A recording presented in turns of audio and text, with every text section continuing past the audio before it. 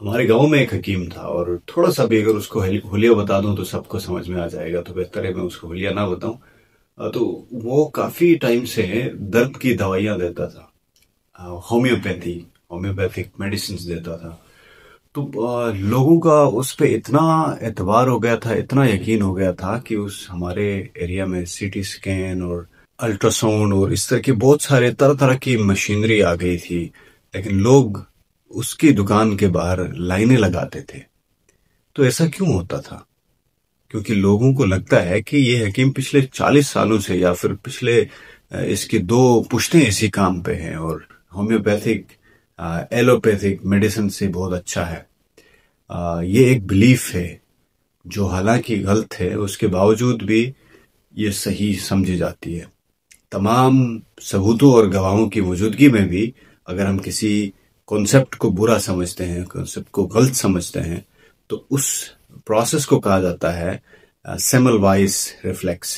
سیمل voice ایک scientist تھا، اس نے یہ بتایا تھا کہ ہاتھوں میں جو جرمز ہوتے ہیں ڈاکٹرز کے ہاتھوں میں، وہ اگر ایک پیشنٹ سے دوسرے پیشنٹ میں جائیں تو وہاں سے ٹرانسفر ہو جاتے ہیں، تو اس کی وجہ سے بہت ساری بیماریاں پھیل جاتی ہیں۔ تو لوگوں نے اس پہ بلیف نہیں کیا، اور اس کے مرنے کے بعد لوگوں کو سمجھ میں آ گئی کہ یہ actually he was right.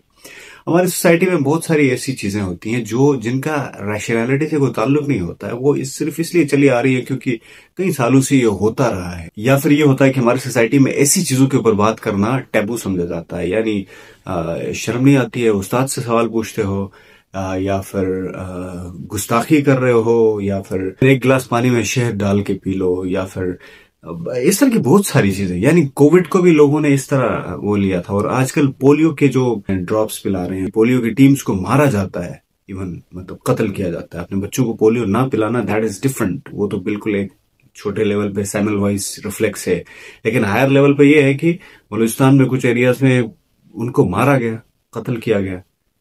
That is all due to false belief, ان کی بلیفز کی وجہ سے۔ یہ یہودی سازش ہے، یا پھر یہ انگریزوں کی سازش ہے، اور اسی سازش کی وجہ سے یہ چھوٹے لیول پہ سازش سے لے کے بڑے لیول پہ پالیٹکس میں بھی یہ سازش چلتی ہے۔ جو چیز آپ کو سمجھ نہیں آتی ہے اس کو یہودی سازش کہہ دو، اور اس کے اگینسٹ ریزن اکٹھا نہ کرو، اس کو یہ مت دیکھو کہ اس میں سچائی کتنی ہے اور اس میں برائی کتنی ہے۔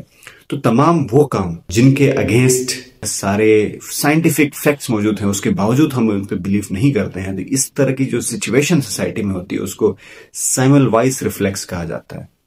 Remember this.